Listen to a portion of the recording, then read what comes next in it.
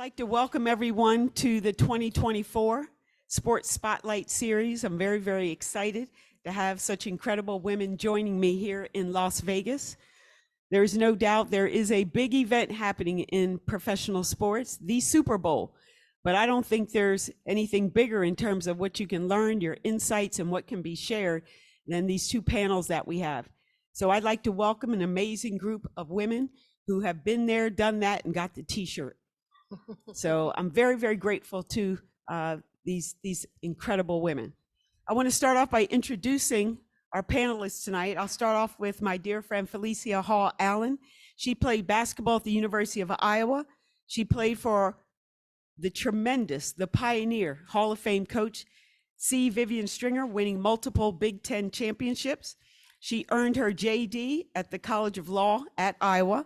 And we share a common institution, University of Virginia, where she completed her degree at Darden, the School of Business, the Executive Education Program.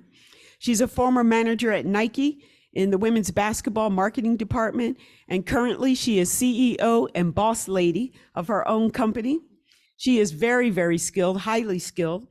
She facilitates leadership development and team building trainings with Fortune 500 companies, the NFL, NCAA, NBA, and the United States Olympic Committee. She's won a lot of recognitions, but I want to point out one where she was awarded the Maya Angelou Woman Who Lead Award presented by the United Negro College Fund. Felicia Hall Allen. The Jet, Carmelita Jeter. She was named the new head coach of UNLV track and field and cross country last year. She was awarded an honorary doctorate of humane letters degree in 2019 and the Cal State University Board of Trustees in recognition of her incredible athletic achievements. She is a giant in track and field. She earned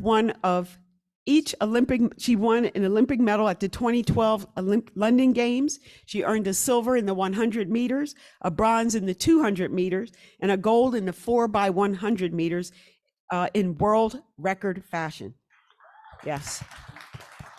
She's an 8-time medalist in the sprints and relays at the World Championships. She's the second fastest American woman sprinter of all time with a personal best of 10.64 set in 2009, ranking 4th in the world at the time. Carmelita. And my fellow Tar Heel, Jennifer Lynn Williams. She's a 2-year captain at UNC Chapel Hill women's basketball. She's a moneymaker, or the Chief Development Officer of the United States of America Basketball Foundation. She's responsible for all aspects of the foundation, including developing a robust and holistic fundraising platform to support our United States basketball national team programs, youth programs, and sport development initiatives. She has an extensive experience in athletic administration. She served as Alabama State's interim and deputy athletic director, where the Hornets experienced tremendous success, including 43 SWAC championships and 2 conference academic awards for the highest GPA under her leadership. She was named, yes. In 2008, she was named the Women Leaders in College Sport Divisions Administrator of the Year. She was appointed to the NCAA Division I Council, where she served on the Football Oversight Committee and the NCAA Board of Governors Committee to promote cultural diversity and equity. Let's welcome this outstanding panel, Jennifer Lynn Williams. I just want to go down the row here and start off. Tell us just a little bit about your career as an athlete, as a coach, as an administrator. The Jet. Thank you. Okay, sorry about that. So first, I just want to make a small correction because I don't want anybody watching to say she just sat there and let them say she was the second fastest, and she's not that anymore. So these women have been running extremely fast right now, so I'm no longer the second fastest woman alive. I used to be for a very, very, very long time. But I definitely just wanted to set the record straight so everyone's know that I'm not just sitting here taking credit for something that I no longer have. My journey with being a coach now, a head coach at UNLV, was very different than maybe people thought it would be. Being a gold medalist, being at the time second fastest, and being a world record holder at the Olympics, you would have thought that I would have went to all these big colleges for my first job, but I didn't. I went to the place that actually wanted me. I went to Missouri State University in Springfield, Missouri, which is a women's only program. And while I was there, my pay was very small. And I said, hey, I want to be here. Can you pay for my master's while I'm here?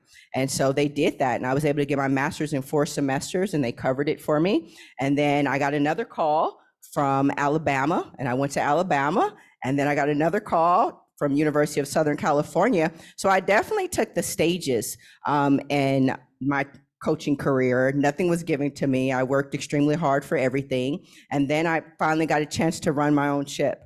And who doesn't want to run their own ship? And that's how I got to UNLV, which is only 45 minutes from Los Angeles. And I'm from Los Angeles, so it's absolutely perfect for me to come here. I can always get on a plane and go see my mom whenever I want to. So it makes being able to put my feet down on the ground so much better. So now just this career of coaching, I'm so excited to be a woman, to be a Black woman, and to be a head of a program. And these women are looking up to me, and I'm teaching them and I'm feeding them.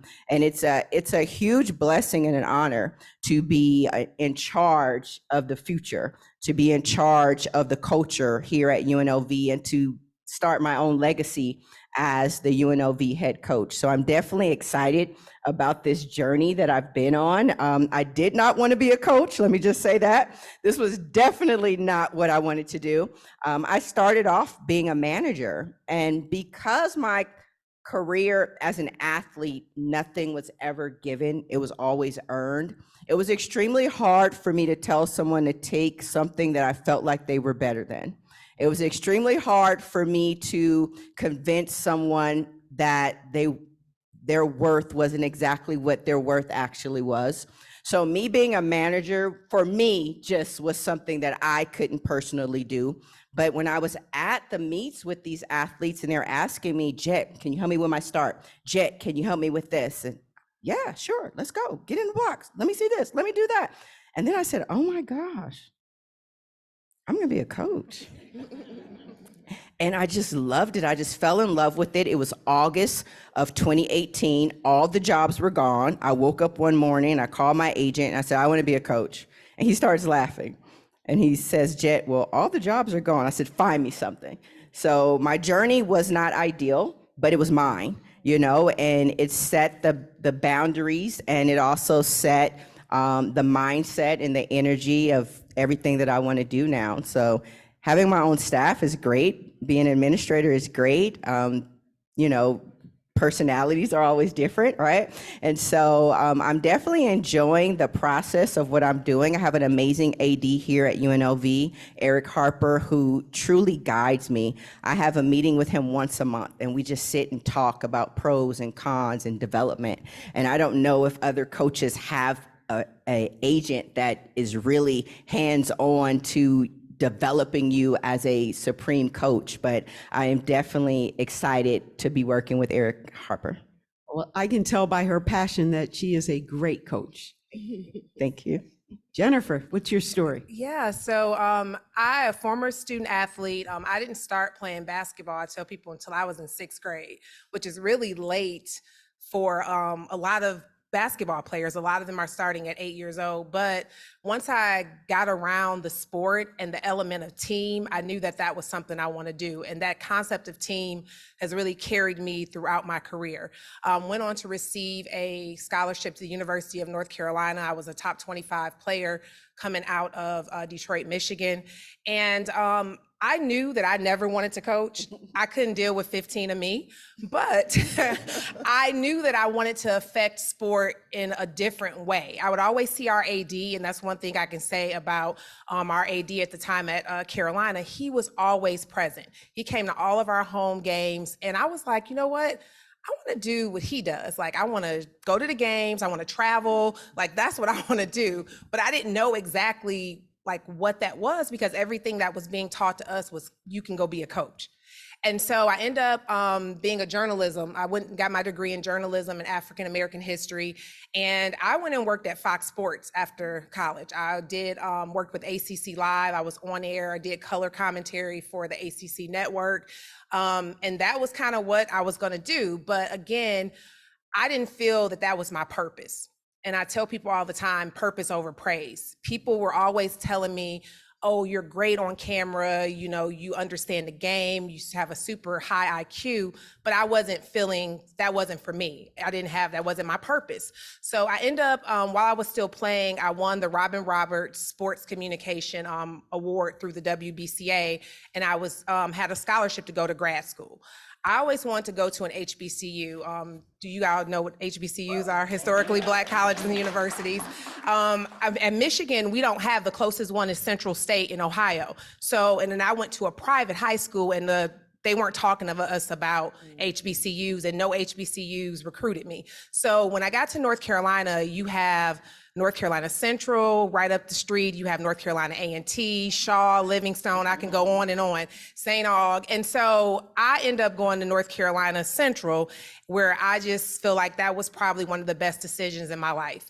And I ended up meeting my husband, so bonus there. But I got a chance to work in the athletic department that was transitioning from D2 to D1.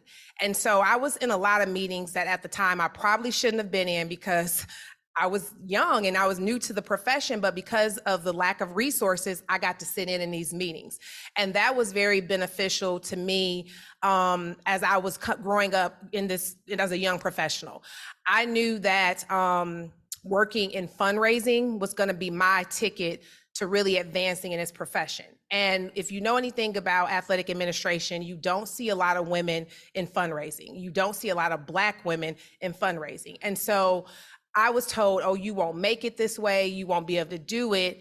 And I ended up solidifying myself as one of the top fundraisers in the country at limited resource institutions. And I tell people, if you can raise money at schools with no budgets, you can raise money anywhere. I'm at USA Basketball and it's a breeze. No, I'm not gonna say it's a breeze, but you have resources. So I say all that to say, never listen to the naysayers. Don't let people project their fears onto you. I use that as motivation. Again, it goes back to being a student athlete. So left North Carolina Central, worked at DePaul University in Chicago, and from there went to North Carolina A&T, went back to HBCU because I felt like that's where I have the most impact, helping schools that had limited resources, and was very successful. Went on from there, recognized on the national level, and then was able to become an athletic director at Alabama State, where I had great success. Athletic administration is really hard. Right now, you see a lot of people leaving the industry. I had an opportunity to go work at USA Basketball. I believe relationships are so key. Relationships matter. It's what I tell the students I mentor now. And I was approached to come and talk about a position, and that led to one thing. And I'm at USA Basketball now, and I tell people going there is as close as I'm gonna get to being an Olympian. So I took advantage of it. But that's the story. I've been there for 2 years now, and I love it. You know, getting ready for Paris right now. Excellent, excellent. Thank you. I love what you said about relationships. I often tell my students, it's not what you know, it's not who you know, it's who knows you on a favorable basis. It's who knows you on a favorable basis, because you can't be everywhere. Yeah. Let's hear your story, Felicia. So good evening, everyone.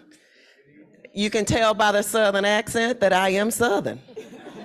And I am from Shreveport, Louisiana. I am about everything that the boot represents, from food to its Mardi Gras season and having a really good time.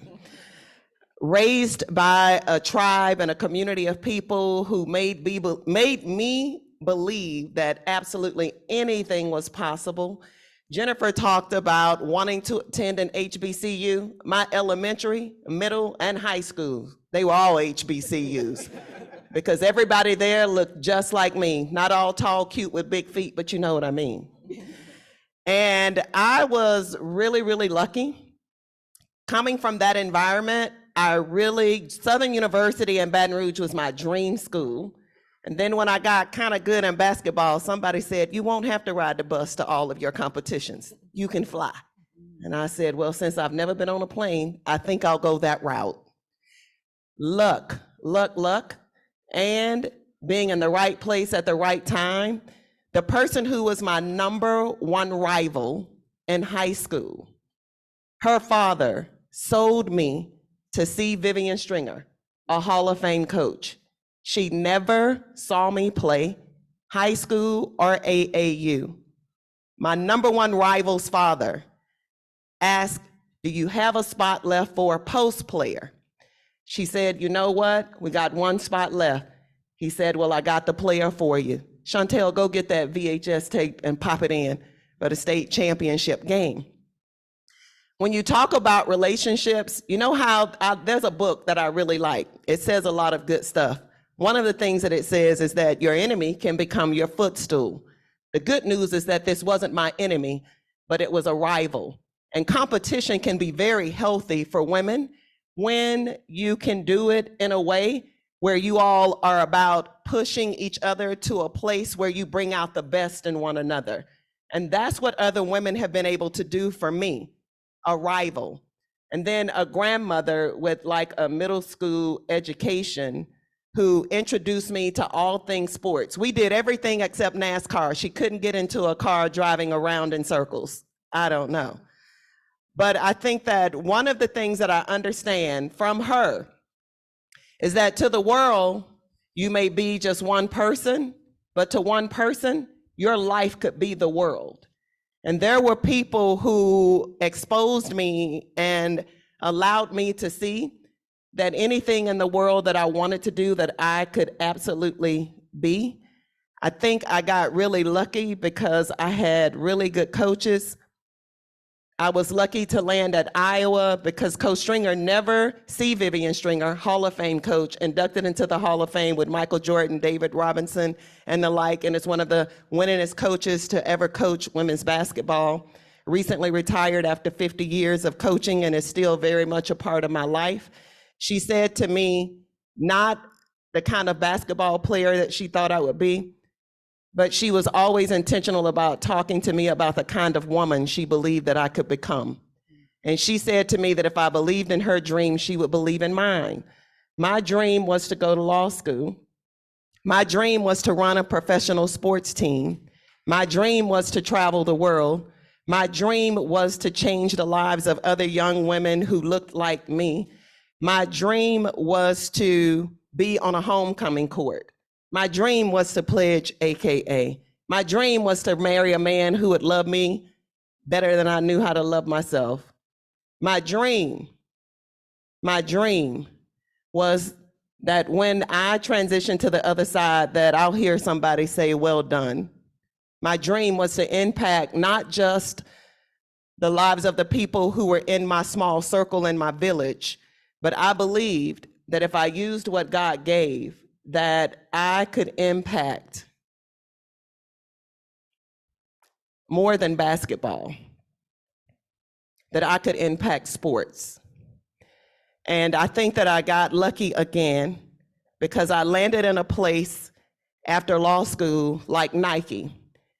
And one of my really, really dear friends who's a colleague at Nike, Ray Pond, lives in Las Vegas now. Ray was so good at her job that when Cynthia Cooper was inducted into the Naismith Hall of Fame, she shouts out Ray Pond. And then my boss was like, Ray got a Naismith shout out. What you gonna do, Felicia? I said, show up and get my check. But Ray Pond is in the building, and Ray, I just really appreciate everything you've always been to me and for me as a friend and as a colleague. Nike was an incredible place to work. If you ever have an opportunity to work and or intern, take advantage of it. One of my interns is in the audience now, and she's a vice president for the Los Angeles Sparks. Miss Natalie White is in the building. I also think that Nike was about not just doing it, but if you're gonna do it, you need to win it. And my dream job was to run a professional sports team. I never thought that I'd do it at the age of 30. At the age of 30, I was running a professional sports team in Charlotte. I got lucky again. They had this girl named Dawn Staley, who was a starting point guard for our team, and Charlotte Smith, who played at the University of North Carolina, who hit the game-winning shot for the only national championship that Carolina won, was on that team. And a girl who was from a really small town, that a lady named Felicia Richard and Debbie Allen, in a small town, Chester, South Carolina, went to a school named Harvard.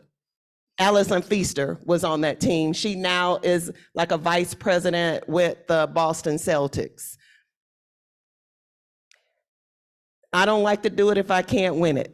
I don't apologize for loving and wanting to win. If I play dominoes, you best believe I'm a dominologist.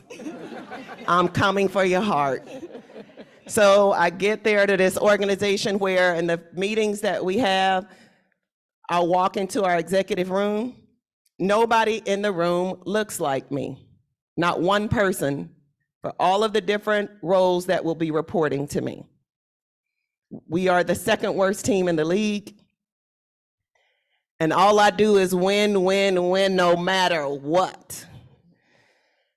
I got lucky. We hired a coach named Ann Donovan, who's a legend in basketball. And that second year with the organization, we won the Eastern Conference Championship in New York in Madison Square Garden. We went to LA and played the Los Angeles Sparks, and Lisa Leslie and the Sparks beat the hell out of us. But what I like is that when Carmelita was talking about being the second fastest, at that time, that meant we were the second best team playing professional basketball. And I like to be in a position where we put ourselves in a place where we can win. When the Hornets moved to New Orleans, I started my own business. And one of my colleagues at Nike said to me, Felicia, as long as you have a law degree, you can always eat. And so I started a business. And on this journey, because you all are trying to figure out how you get there, sometimes other people see in you things you don't see. I started doing executive coaching because a really good friend of mine was the head of HR for Coca-Cola. And he said, you are in all these different civic groups with my wife. No, she don't listen to nobody but you. So why don't you come and talk to the women in my organization and help them maximize the space that they're operating in? I'm like, you know, I don't have a certification in executive coaching. He said, but you have a certification in people. I'm gonna pay you what I'd pay a certified executive coach. Then I had a coach who was, had a friend who was on the verge of losing her job. She was a women's basketball coach. She said, Feedy, can you go talk to such and such's team? Because I don't know if she's gonna make it. Somebody needs, they don't need just a shot in the arm. They need to, like a blood transfusion. And so I go and I talk with the team. The team gets on a roll. They end up playing in the conference championship game. She keeps her job. Now all of these other people start calling me, asking if I do team building. I don't really do team building, but if y'all wanna pay me to build your team, I can do that. I get into this sports agent thing. After working at Nike, Ray can tell you, the one thing I always said, I cannot babysit an adult. I'm not going to be an agent. I thought that I wanted to do that, but hey, my undergraduate degree is elementary education. I teach kids. I don't want to raise them. That's why God didn't let me have one. So I think that what was really interesting about getting into the sports agent thing, I had 3 assistant coaches to call me. One called first and said, hey, can we have a 3-way call? And I was like, about what? They're like, we'll tell you when we call. So they said they had a talk with Jesus, told him all about it, and they said that I was supposed to be their agent. I said, well, he didn't have that talk with me. Let me push back. Let me talk to some people. So I talked to a lady named Diane Murphy, Dr. Diane Murphy. She was the athletic director at Denver and then Columbia. She had been my one of the associate athletic directors at Iowa, where I played basketball for Coach Stringer. Then I talked to a guy named Damon Evans. He used to be the AD at Georgia. Now he's the AD at Maryland. And they gave me some really good advice. And they said, you know, not only do I think you should do it, but if you limit yourself to women's basketball, then you'd be cheating everybody who could possibly have a chance to work with you. And so I decided to do it. And again, This is how I say, when your steps are ordered, you don't have to chase what God has. You just have to keep walking down the path that he's already placed you on. Within 2 weeks, I was representing a coach at the University of Washington, Penn State, and Illinois, and I had never represented anybody before. I did not have to chase them. They all came to me. And I think that I say all of that to say this. If you're clear about your purpose, I was clear. I am clear. My purpose is to be an impact player. I am clear. I am just one, but one person might be all somebody else really needs. And Dr. Debbie has been one of the people that I've been really fortunate to have an opportunity to develop a relationship with. I've known Jennifer Thomas since she was in high school at Detroit Country Day when I was working at Nike, and she was one of our Nike All-Americans. I have watched Jennifer because, again, we did team building at the University of North Carolina when Jennifer was a student athlete. One of my clients introduced me to Carmelita, and we've had an opportunity to have a number of very personal conversations about who and what she wanted to be, and her landing this job that she's now landed. I'm really proud of her for walking in her purpose. It only takes one person to decide that they would like to invest in you. You're looking for a lot of people to do a lot of things. Eric Harper decided to hire her. She only needed one AD to make that choice. And I am really proud of the fact that Dr. Debbie, Dr. Stroman, has taken this on, because you are the one who has just been relentless and resilient in your pursuit of educating young people and mentoring them. And I'm proud to be associated with anything that you are associated with. Thank you. Thank you so much. Thank you.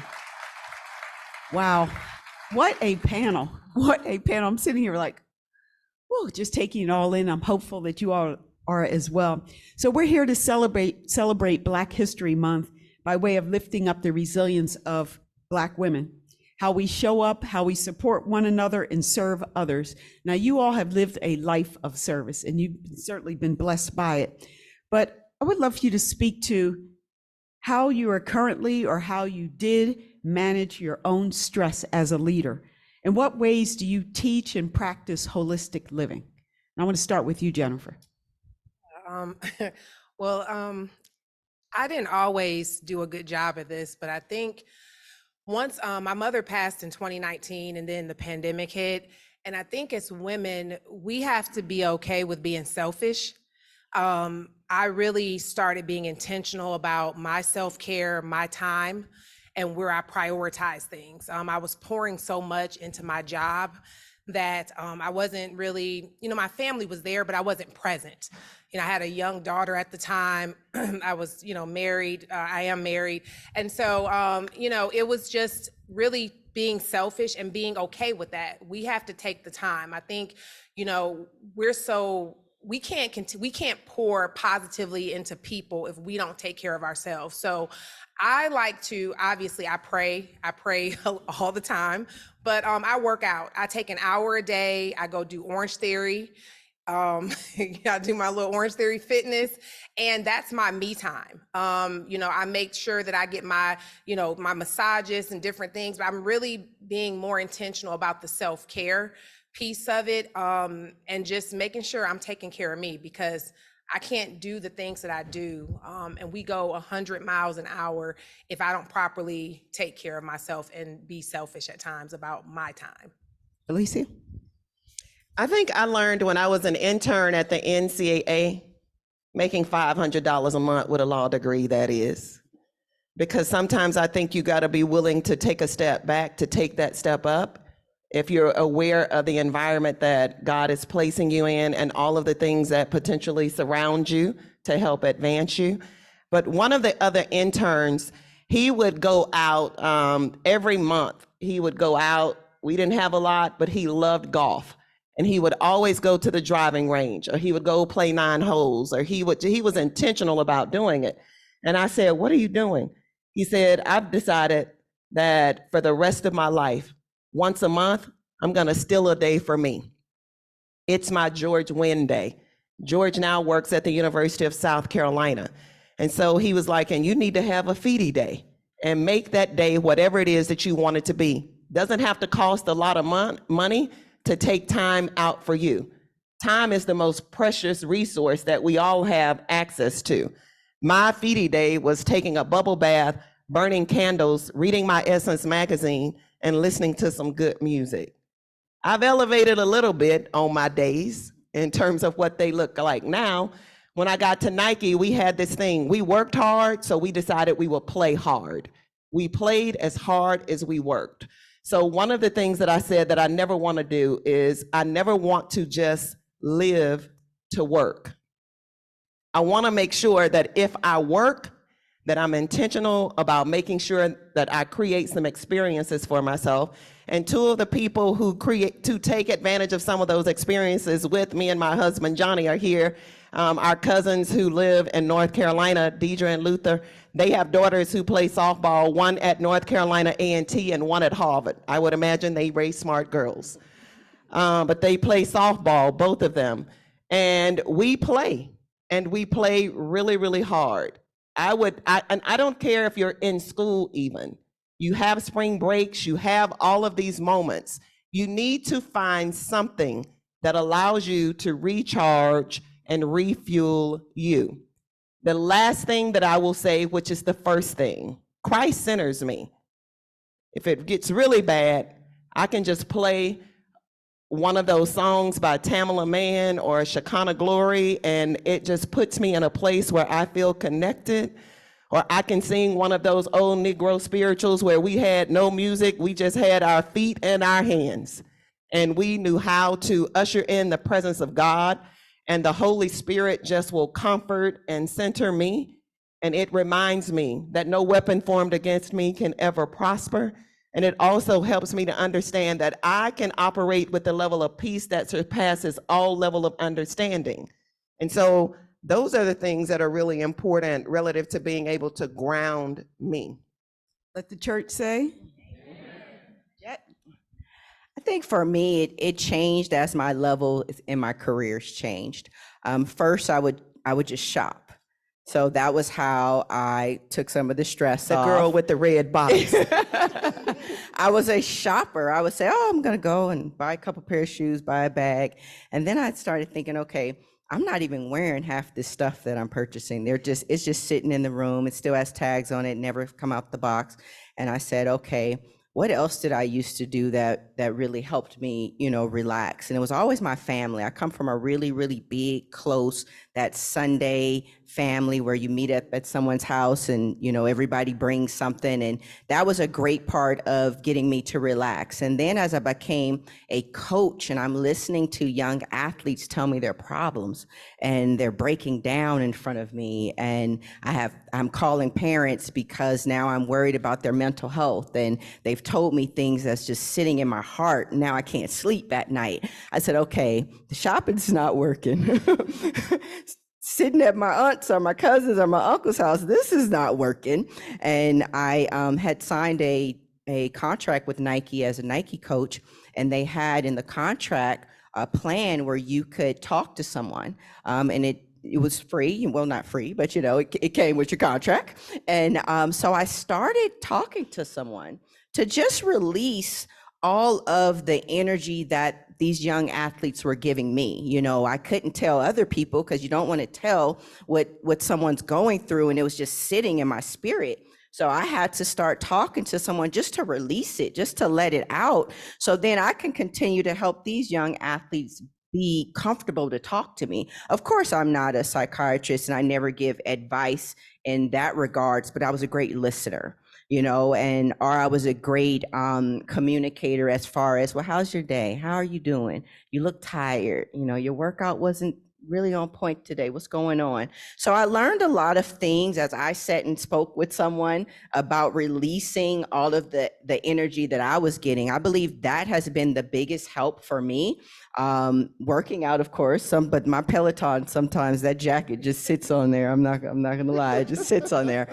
But really sitting down and pushing out everything that comes to me that sits in here has truly allowed me to be a better coach, to be a better helper, to get these young athletes that are going through so much right now, to get them to trust me more and more, because now I know the cues and the things to watch and what not to say and how to listen even better. So that's what helped me. It was stages to it all.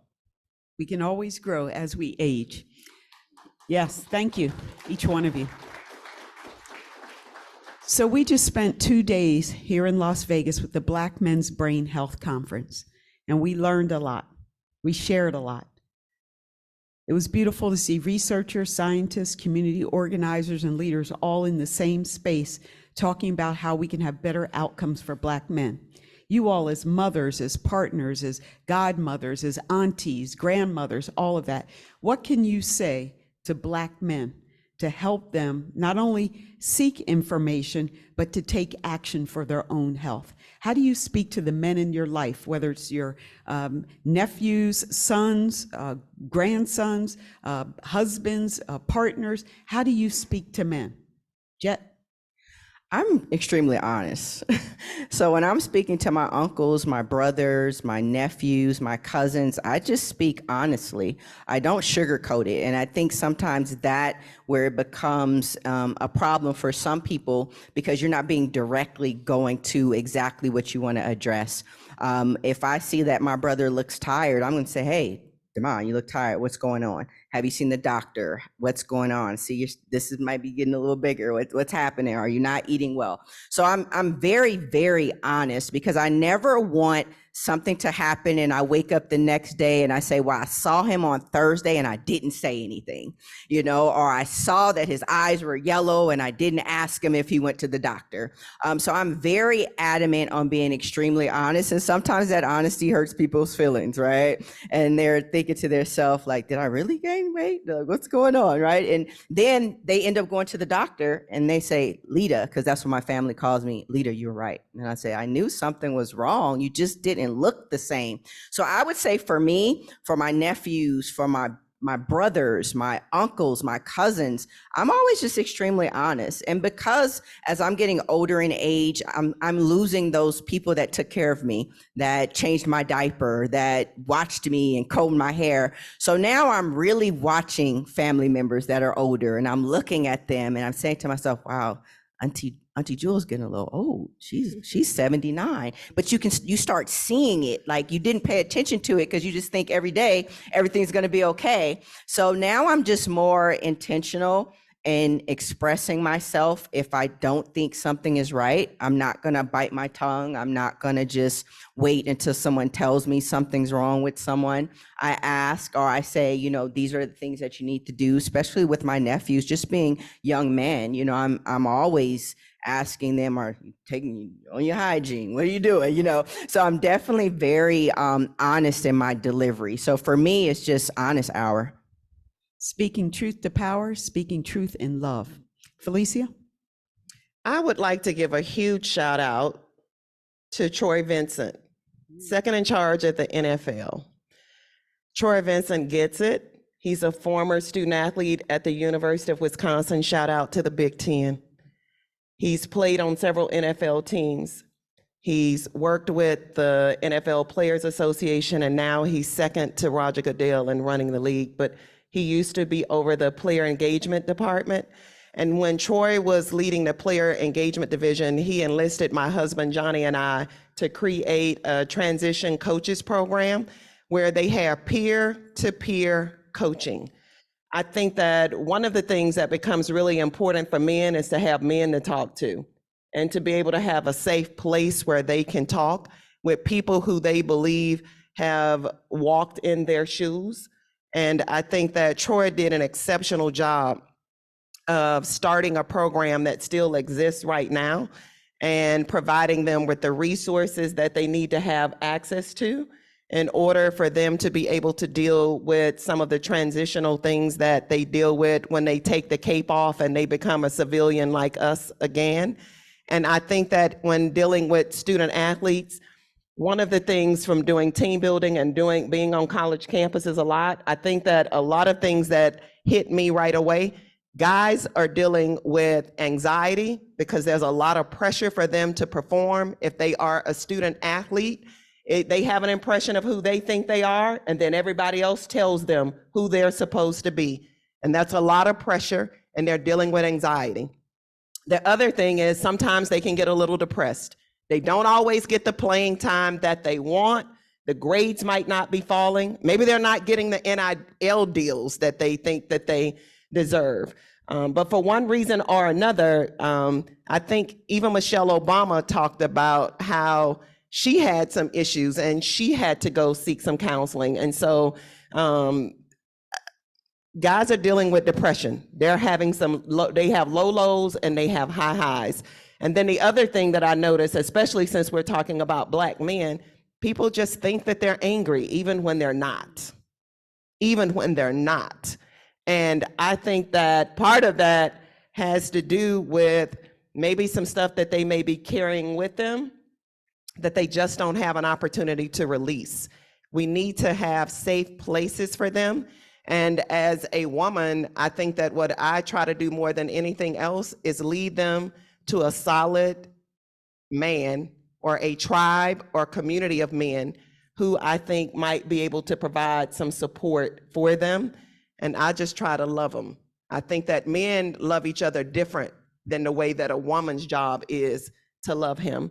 We are nurturers, but to Carmelita's point, they need some people who can also be very honest and real and sometimes raw with them, and who can love them and build them up and call them up the way that only men can. Thank you. Jennifer?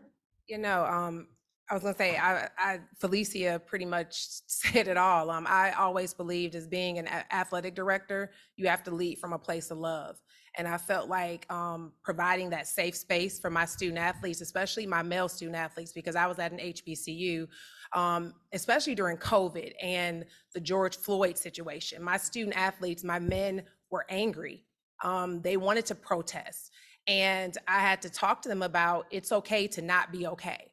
And then educating not just our athletes and the male athletes, but the coaches too, because this isn't their ministry to be trained in being a therapist, but providing resources. So I think that's where my skill set of fundraising and relationship building came into play, because I was able to establish relationships with doctors in the Montgomery area, with therapists, so that they could do work, in-kind services for my student athletes. And I let my male student athletes, because I saw the aggression there, I saw the depression, because I was very active as an athletic director.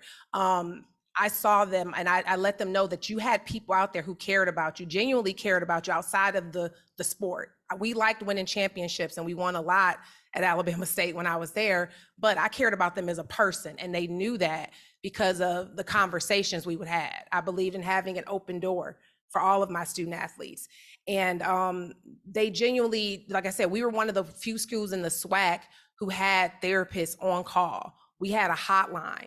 We did this prior to COVID. Like I said, when, George Floyd, just things magnified. And then when you shut down and people dealing with isolation, that plays on your psyche. And I think as athletes, a lot of times we're taught to be strong. It's, like you're gonna keep fighting through. They didn't have any more fight. So you really had to the love and talking to them about role models and mentors. I'm really big on mentorship, and just providing them with that education, those resources, so that they could have a safe space to talk to people. Let's keep going there, and I'll continue with you, Jennifer. Thinking about the administrative side, if you had a magic wand, what would you ask administrators to do, in particular for college athletes, mentally, physically, socially? What needs more attention? I think on all levels, because I played at the Power Five, but I worked primarily my career in the FCS, HBCU realm. Student athletes want to know that you care.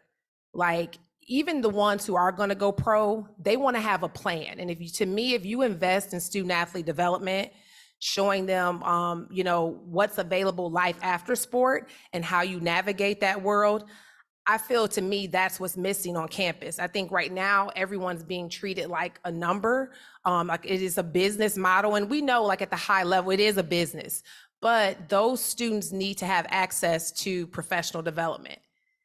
Interning at Nike. I had a student at North Carolina A&T who interned at Nike. She was very intentional, and now she's doing amazing things. I think providing them with the opportunities, a lot of people don't know, especially student athletes, they don't know what's out there.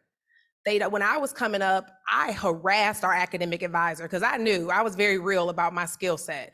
I just wanted to get to college. I wanted a scholarship. I didn't have the WBMBA. It wasn't on I wanted to get to college, not, go away from Detroit and get it paid for. That was my goal. And then I wanted a job when I came out. And at Carolina, if you have a 3.0 or higher, you don't have to go to study hall. I was still in study hall with a 3.5 because I needed to know the internships and jobs. And so I think making sure we have that available for students, and then the mental health resources. You're seeing a lot. When we were in school, I was depressed. When I finished playing and it was over, the ball stopped bound, I didn't know that was depression, but I was like, what's my identity? You don't know. When sport has been your identity your entire life, it's really hard to transition. So having resources in place to help student athletes transition successfully into the working world, or whether they're going into pro, because that's a whole nother, that needs someone to talk to going into that pro life too. So to me, the student athlete development piece, professional development, providing those resources as an administrator is key. Jet?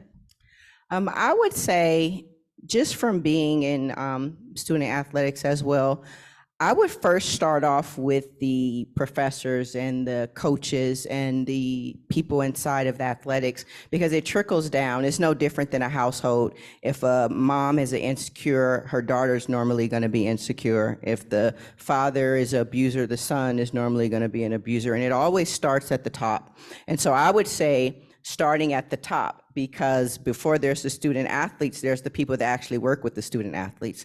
And if they're not getting the things that they need from the professors or from the ADs or from the counselors, then they're not going to be the person that they are supposed to be in those 4 years. So I would say starting there first, with making sure that the people that are teaching them or that are surrounded around them have taken courses, have taken development, have taken classes and ways to speak better to athletes or students, and watch your wording, and, kitten gloves and mental health. I just think that some people are going into rooms, and because their life is not going as well, they're projecting that on these student athletes and on these students, and then they're leaving out feeling worse than they did when they came in. So I definitely love I know here at UNLV, we have a young man by the name of Keontae Gaines, who does a lot of development with the student athletes with internships and classes. And I actually make mine mandatory for my student athletes to attend.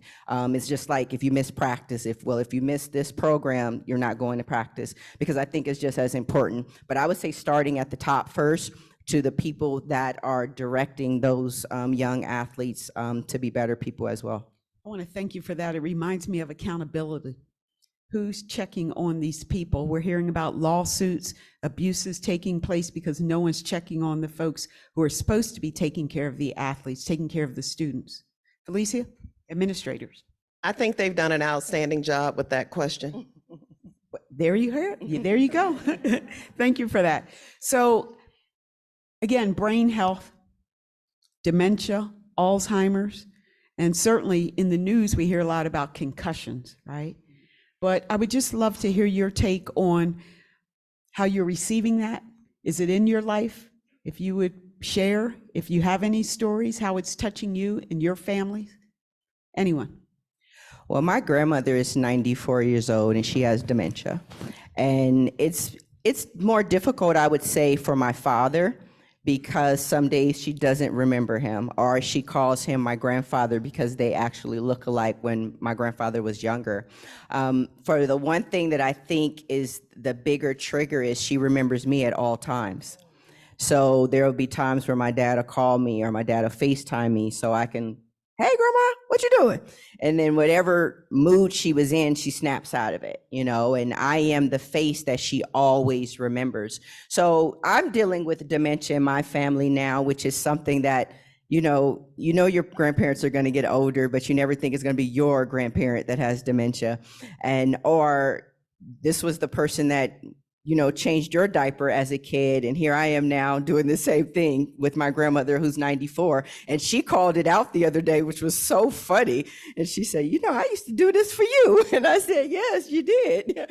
And so dementia, it's hard and it's difficult because this strong person that you remember all your life is no longer that at moments. And then at moments, they're back to themselves and they're sharp as a tack, but it goes in and out. So for my family, dealing with my grandmother during this time has been difficult, but I'm just so happy she's still here. So because she's still here and I can see her and I can hold her and I can hug her, those little moments, they go away. But, being able to see her and touch her in real life is a blessing. But we are dealing with dementia in my family, and it takes its toll. And I know it takes its toll on my dad. And, we just say, she all right, she gonna be all right, And so for us, it's just constantly surrounding her and talking to her when she's in the great moments. And when she's not in her great moments, we just let her be. And we'll probably watch TV with her. We try to do something calmer, and then keep her in situations that, too many people startle her. So if we have a family event, we know when too many people start coming, okay, it's time for her to leave because this is going to be a trigger. So just learning what's good and what's not good for her and adapting to her needs that she needs in this time, and just praying every day I get to see her another day. Thank you. Anyone else?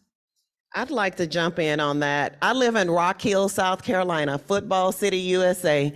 We have more guys in the NFL per capita than any other town and/or city in America. It makes me want to get 2 little foster boys so I can get an NFL player. But I will say this about concussions. There's a young man who played high school basketball with my bonus son. They won a high school state championship together in basketball. He got a football scholarship to South Carolina State. He was so good, he played in the NFL. What made me think about him is he played with the San Francisco 49ers.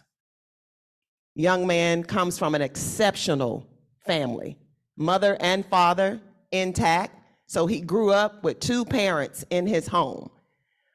I think just exceptional young man. Exceptional. When his career was over, he came back home to Rock Hill, and he stayed with a family that had been like a second family to him. A gentleman who was a doctor, his wife, grandkids. He was living in their home. The most unexpected thing happened. I was in Las Vegas when we heard about it. He murdered everybody in the house, the doctor, the wife, and those children, and then he committed suicide. They did one of those scans on the brain, and I can't remember what they call it, when the guy's brains are, what do they call it? They did the CT scan, but what is it that happens from the guys who play football from the trauma of the concussions? Yeah, you see, y'all got it. So they found that he was suffering from that. Everybody knew that his personality was off just a bit. He wasn't quite himself. But this family wanted to try to help. I don't know where the resources were in our small town, or Charlotte is only 10 minutes away. But for some reason, something clicked. And that scared a lot of people. So when we talk about concussions, it's not just about getting mad because somebody doesn't pass the concussion protocol and he should be tougher than that. Because we'll say that she should be tougher than that. we don't realize what's happening organically in the brain. Whatever it is, it's severe enough that now the NFL has put a ton of money around the research for concussions. And there are a lot of guys who played the game, they got payouts for it, for whatever it is that they went through, because it's impacting who they are now. Like when guys went off to Vietnam and they came back, it impacted who they were. And I think that the same thing seems to be showing up with concussions. And so though we can take it lightly, I actually got to experience and witness the impact of concussions and what it could do to a young man, to his family, and then to other families and to communities. I am really proud that the NFL has taken it on. I would love to see the NCAA do more, say more. We always say, see something, say something. Well, we see it, but I don't see anybody doing anything at the same level. And Jennifer, you may have something to add to that, because I think that lives are at stake right now. And little boys like my grandson, I want him to play football. His dad played football, but his mom is very afraid of him playing football. And I, for one, want to get up on a Saturday and tailgate. Just selfish reasons there. No, I totally agree with you, Felicia. Institutions, the NCAA, they've talked about it, but I think it's being left to the institutions to implement. And I can speak to when I was in Alabama State, we had a neurologist, because it's not just football, soccer is bad too. Yes. Soccer might be, it's up there. And so we would have a neurologist come in, be on our sidelines at football. There was a machine, I'm not gonna try to butcher the name, but if someone had a concussion, they had to, go under this machine, and we had to update our concussion protocol because we were seeing an increase in concussions. And a lot of people, again, it goes back to rushing people back. And I've seen certain stories. One of my classmates from Carolina, some similar, end up, murder suicide, his wife at a park, and they left his 3-year-old daughter. This is one of my classmates, but again, did the scan. He was a football player, 4-year letterman. And it's stories like that where it's not happening right away. It's coming maybe 10 years after you played or 5 years after you played. So institutions, to me, have to really look into beefing up their concussion protocol and really making sure that they have sports medicine staffs, because a lot of sports medicine personnel after COVID left. And we have to figure out how to get them back, because that is one of, to me, the most important units when you talk about student athlete welfare. One of the most important units, and this concussion protocol would be housed under that unit. They would make the recommendations to the athletic directors, and then it would be implemented. But I do think that we have to look at, as athletic departments, what we are implementing, educating, and then it goes back to resources again. When you're at some of these smaller schools, South Carolina State, they don't have a budget to do that. And I can speak on it. I went at HBCU. It was hard for us to do it. But we were just, again, blessed that we had someone through a relationship with our coach, our football coach, who wanted to do this.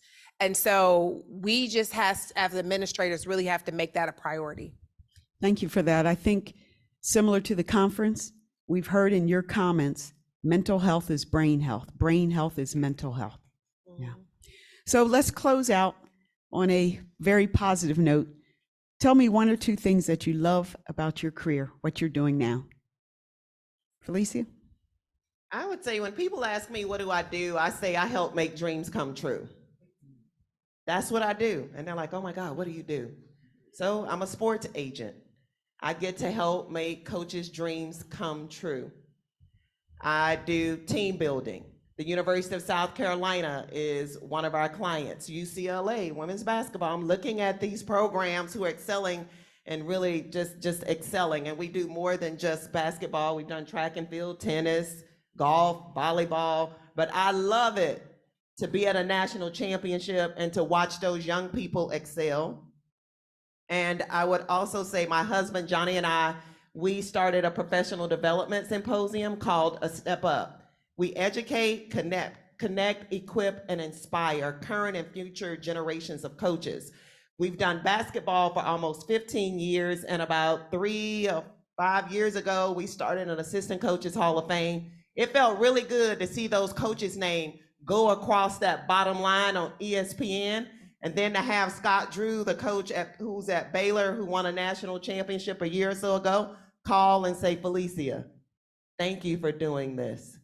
It's been needed for a long time. So it feels good to be able to fill a void. And so I'll stop there because, as you all can see, I'm like an old Baptist preacher. Don't give me the mic. I always got something to say. Thank you. Jennifer. Oh man, I would say I impact lives through sport, specifically through basketball and fundraising. And I like to think of myself as a connector. Again, through relationships, I've met a lot of people. I don't believe in burning bridges. So I have a lot of people who champion for me and who speak highly of my name when I'm not in the room. And that allows for me to help the next generation and pay it forward.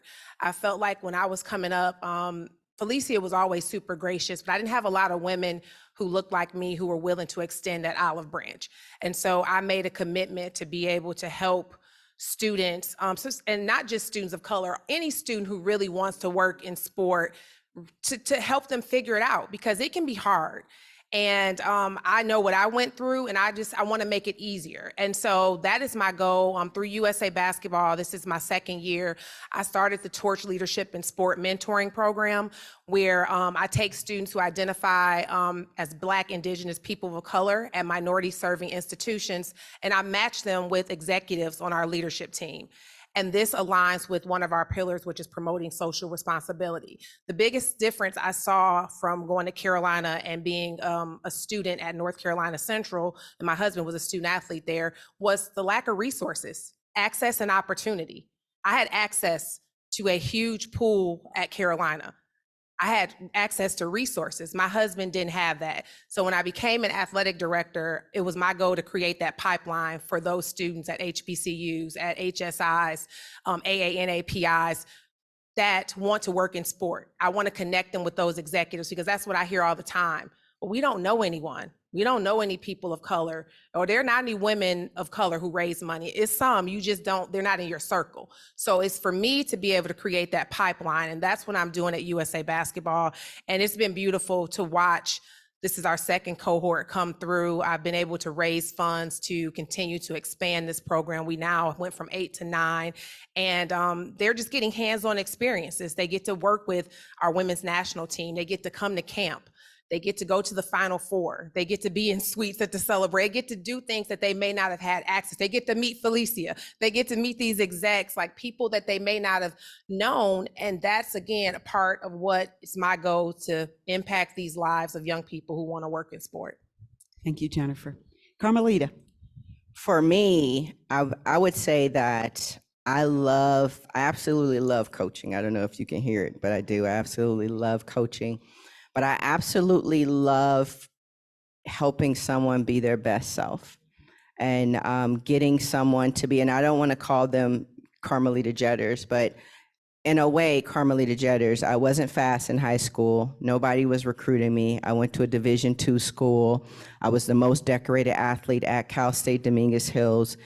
I had to work for 4 years after I graduated at my old high school as the boys and girls track coach. I worked as the assistant AD. I was the cheer coach, never cheered a day in my life. And then after that, I decided, okay, this isn't working. I went to join the police department, and 3 minority women said they couldn't hire me because when I talked about track and field, I glowed and my energy just went up. So I went back to training at 5 o'clock in the morning, going to work at 8 o'clock, and I made my first team and got my first medal 7 months later. And I say that story just to say, when I'm coaching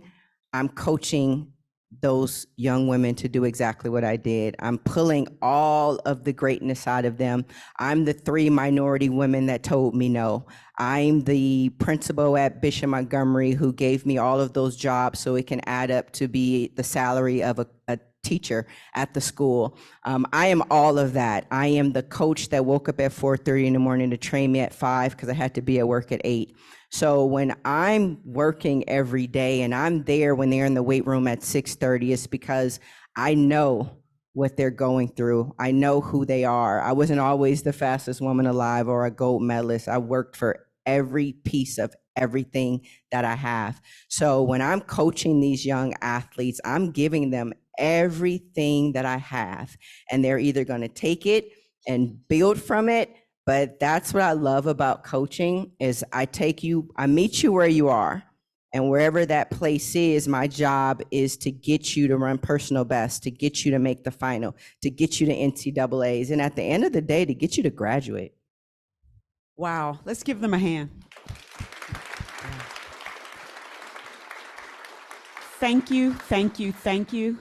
Had an opportunity to hear from dreamers and doers, and you are certainly representative of the resilience of the Black community, of Black women, and how we share and how we love well. Another hand for them. Thank you.